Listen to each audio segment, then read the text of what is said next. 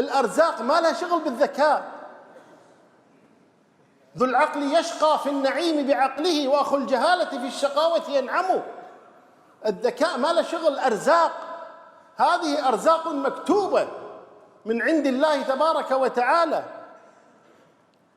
والإنسان يسعى في طلب هذا الرزق استجابة لأمر الله.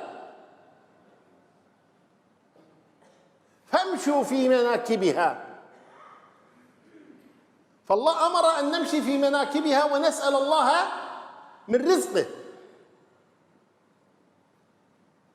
لكن هذا المشي استجابة لأمر الله، لا أن الرزق لا يأتيك إلا وأنت تمشي، لا. ولذلك يرزق الآن الطفل وهو في بطن أمه، يولد وارثا 7 مليون 5 مليون أكثر أقل، صحيح؟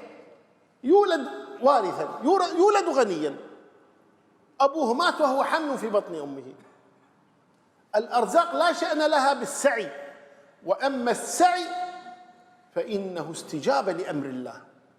فالذي لا يسعى لا يؤجر، والذي يسعى يؤجر، لكن الأرزاق واحدة.